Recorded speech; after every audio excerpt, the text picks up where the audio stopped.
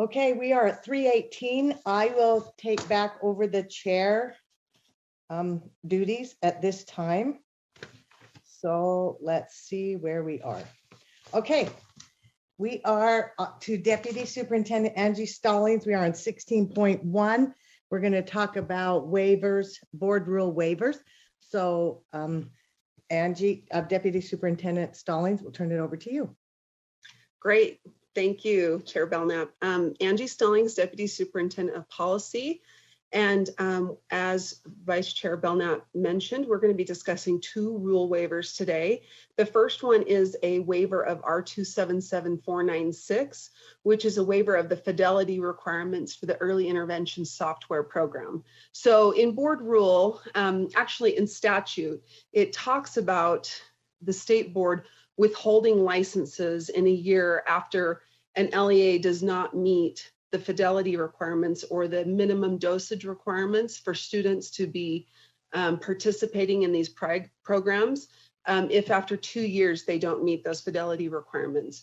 Well, this last year, of course, was a unique year, and not only may have been a unique year for the schools and how their students were participating in the program, but it's also difficult for our third parties to designate a dosage requirement. So for that purpose, or because of all of those issues, the staff requests that the state board waive the requirement in subsection 1, which is in part of section R277496, section 4, that prohibits a school from receiving these software licenses for a year if the school does not meet those minimum dosage requirements. Without this waiver, there would be some schools that would not be able to participate or receive licenses in the 21-22 school year.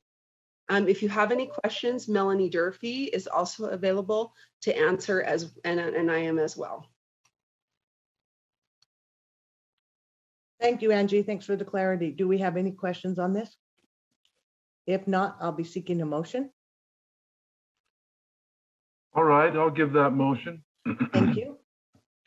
I move that the board waive the requirement in subsection R277-496-4(1) that prohibits a school from receiving K-3 reading software licenses for 1 year if a school does not use the early interactive reading software licenses in accordance with the technology provider's dosage recommendations, and allows staff to provide all schools across access to early interactive reading software licenses during the 2021-22 school year.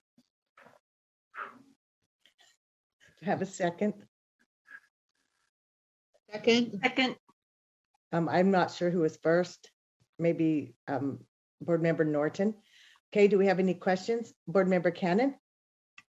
Thank you. I noticed here that they've spelled out which of these programs are they want to allow, and one of them is Waterford.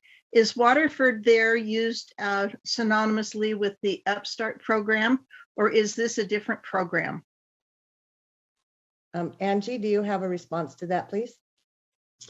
That might be a question for Melanie. Thank you. Upstart program is generally pre-K, so I don't believe it's the same, but Waterford may be a provider, or the same software that's used for Upstart might also be used as part of this, what I believe is a separate program, the early intervention software program. But Melanie would probably be the best to answer that.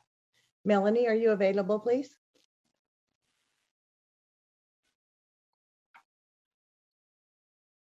I don't see her on, so if you don't mind, I'd be happy to answer that.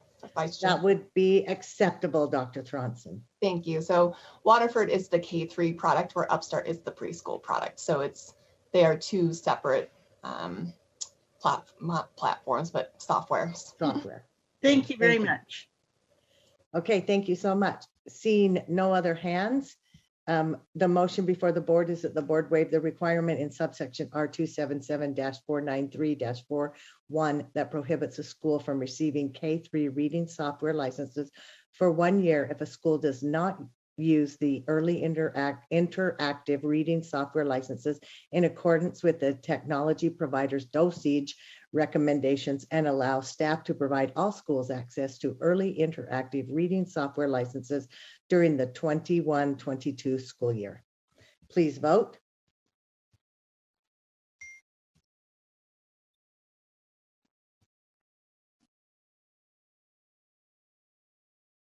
Thank you. It looks unanimous. Thank you. Thank you, Angie. You may continue. Great. The second waiver is a waiver of R277708. This is the EARS program, the Enhancement for At-Risk Student line item that is going away after this year. As you'll remember, in SB 142 and in part related to the board's funding study, the legislature has now created an add-on for students at risk, or WPU add-on. So this program will be going away. But the specific requirement, there are two things that staff are asking that you consider waiving today. First, board rule prohibits or allows LEAs to carry forward a maximum of 10% of their carry forward amounts. And this year we have approximately 15 who have more carry forward than 10% of their allocation. And so staff recommend allowing our LEAs to be able to carry forward more than 10% of those funds. And you can see that we've provided, or staff have recommended, some conditions related to that.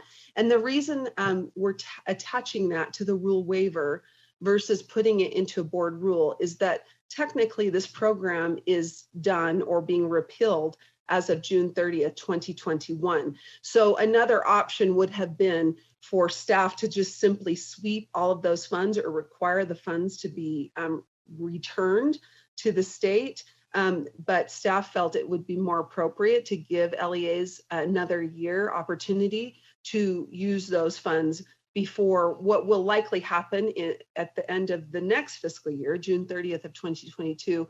Those funds would need to be returned, if there's any left, back to the state. And so you can see the first portion of the rule is to recommend that you waive that 10% maximum and allow them to carry forward all of those funds, subject to them submitting a plan, which is what is required even for those who say only have 5% carry forward. They're currently, according to the rule, required to submit a plan of how they're going to use those funds, and it's approved by the superintendent. And then second, would require them to return to staff by October 31 of 2022, any remaining EARS carry forward.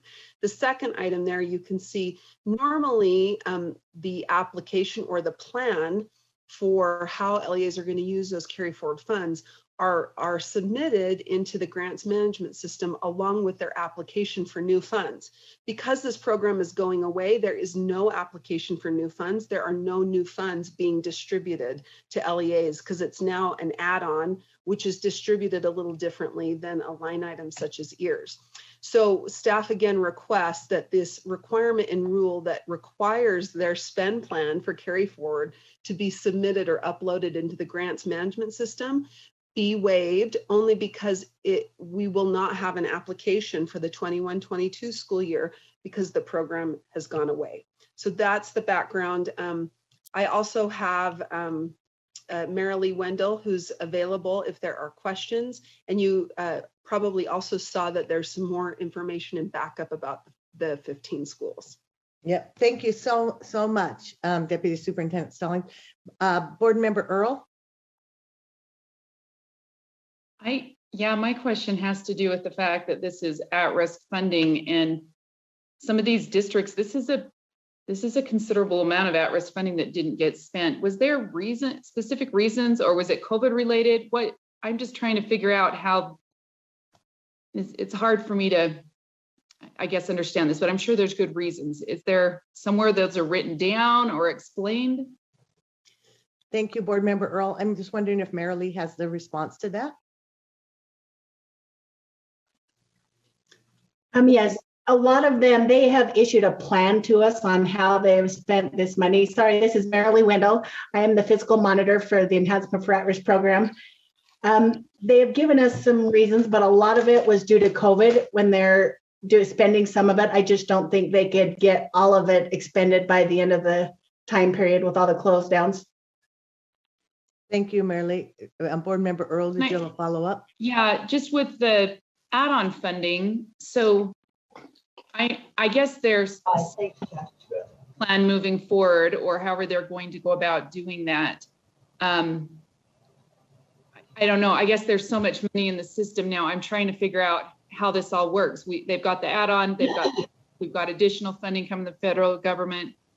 It just seems maybe a little interesting, I guess, to say the least, to be in that situation. So they'll submit these to staff, and then staff will approve them, or they'll come before us. Are you talking about plans? They The won't. plans, yep, the plans. I don't believe they're plans. creating a new plan. Well, don't they have to submit a plan for how they're going to spend spend? down, how they're going to spend down, yes. Yeah. Angie? Currently, the board rule allows the superintendent to approve those plans. So they do not require board approval. They're just approved by the superintendent. Okay. Thank you. Okay, thank you. Board Member Lear? I just have a simple question. Angie mentioned that the money was would be swept. And she said by the state. Is it swept by the state, literally like the legislature, or is it swept by the USBE? They would be swept, or it would be a request for return of any unused funds to USBE. And then I believe those funds would then be deposited into the education fund to be redistributed for other programs. And Deborah Jacobson could answer that as well, but it would be us, meaning USBE state. Yeah, I was, if I can follow up, if that's okay. Yes. Laura, I was wanting to, take the money back and use it where it could be used rather than have it stockpiled, but I didn't want it just to go back to the state. So that helps. Thank you. Thank you, Board Member Lear. Board Member Booth, do you have a motion you want to make?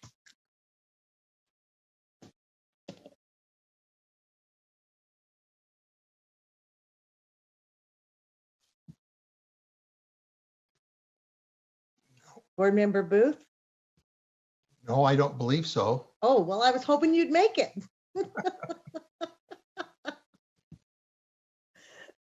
Okay, Board Member Lear has her hand up.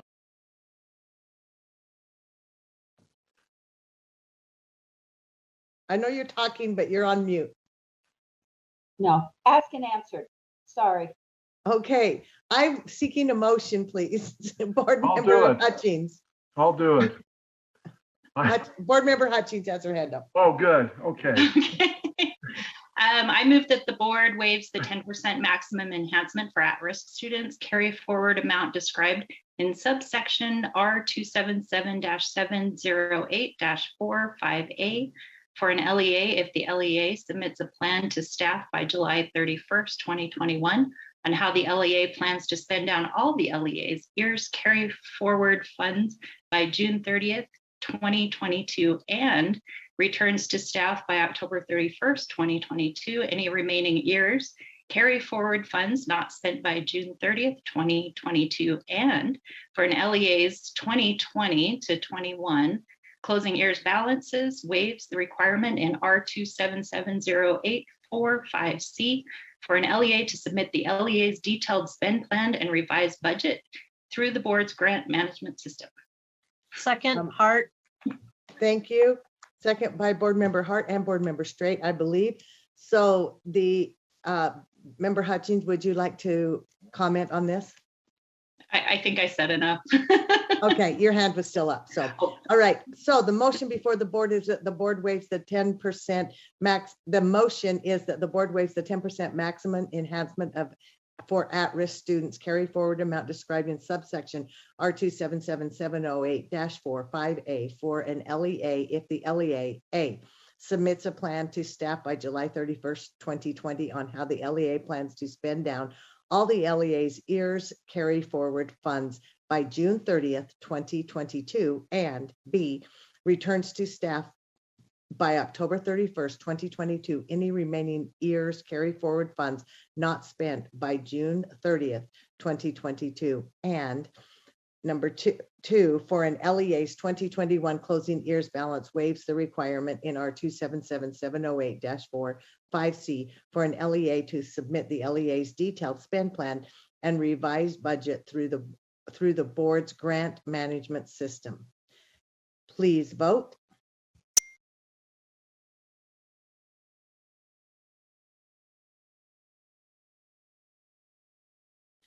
It looks like that's unanimous. Thank you, everyone. Thank you, Angie. Member Do you have- Belknap, Yes. I'm sorry, I did not see Molly Hart vote. It's still It's there. a yes. Board Member Hart's a yes. Thank you. I think she just left hers up and you couldn't see it again. Okay, Angie, do you have another one, or are we going on to legislative sunset review?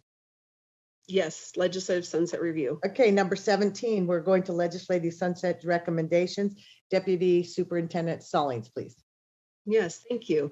So you may have noticed in the background, there was a document that was attached, stated sunset reviews for the 2021 interim. Just as a short background, the Education Interim Committee will be reviewing 5 sunset reviews over this next interim. Specifically, they'll likely be reviewing those in their June and their September meetings. They asked the board to provide recommendations on all 5 of those. We as staff brought 1 to the full board today. The other 4 will be assigned to different committees. 1 is in the Law and Licensing Committee tomorrow, and then the other 3 will be reviewed by committees in August. This one we felt was pretty straightforward, and the staff recommendation is pretty straightforward. I believe most of you are aware of the Standards Review Committee. That's a committee that is legislatively required every time the board updates or enacts new standards. And the committee is made up of 7 subject matter experts, so to speak, with expertise in the core standards, and then 10 parents of public education students. 5 of those are appointed by the Speaker of the House and 5 by the President of the Senate. And so the question is whether this review committee, the Standards Review Committee, should continue in statute or be sunset. If it's going to be sunset, that means it would be repealed. And in this case, it would be repealed as of January 1, 2023. And as stated in the background, staff made a recommendation to not allow it to sunset, but for the legislature to maintain this requirement in code. And Jennifer Thronson is also available if there are additional questions. Thank you, Deputy Superintendent Stallings. Vice Chair Davis, did you have something? I have a motion if you're ready for it. Yeah, let me go to Board Member Booth because he hasn't had opportunity today. Board Member Booth. Oh, you're on mute. I also had a motion, but I'm happy to defer to Cindy. Well, let's have you make the motion. Go for it. Right. I move that the board recommends the legislature maintain the Standards Review Committee in Utah Code and not allow the committee to sunset. Do I have a second? Second, Board Member Second. Cannon. Okay, I'll take Board Member Cannon's. I heard Davis as well. Do you have any discussion to your motion, Board Member Booth? I think it makes sense to go with the recommendation of staff, and this committee has been serving well and is an important has an important function. I recommend that we go right ahead with it as they've recommended. Thank you, Board Member Booth. Board Member Cannon? Just a quick question. As I remember, the parents on these committees are selected by USBE, I believe, and then the Senate and the House. And at some point in time, we did something because we were having something to help facilitate appointment of parents by those in the House and from the House and the Senate. Could you remind me of that and tell me if there's a way we have streamlined that process so that it's easier to get interested parents to serve on these committees? Yes. Angie, do you want to go to you or Dr. Thronson? Which one? I can go ahead, and then if Dr. Thronson wants to add, she can. So yes, this last session, you may remember, we requested the legislature amend that process a bit, and there was a bill that passed that states that that we would give notice to the speaker and president 45 days before a committee is to be formed, and if within 30 days they do not make the appointment, then the board chair of the state board would make those appointments. And we have a plan to notify members of the public of that opportunity kind of as a backup in case one, either the speaker or president asks for recommendations, or two, if they don't make those appointments, we'll have those ready for the board chair. Thank you for reminding me. Appreciate that. Thank you so much. Okay, so the motion before the board is that the board recommends the legislature maintain the standards review committee in Utah code and not allow the committee to sunset. Please vote.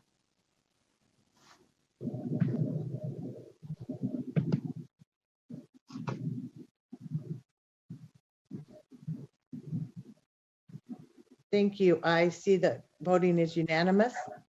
And board member Lear, your mic is on just for your information. Okay.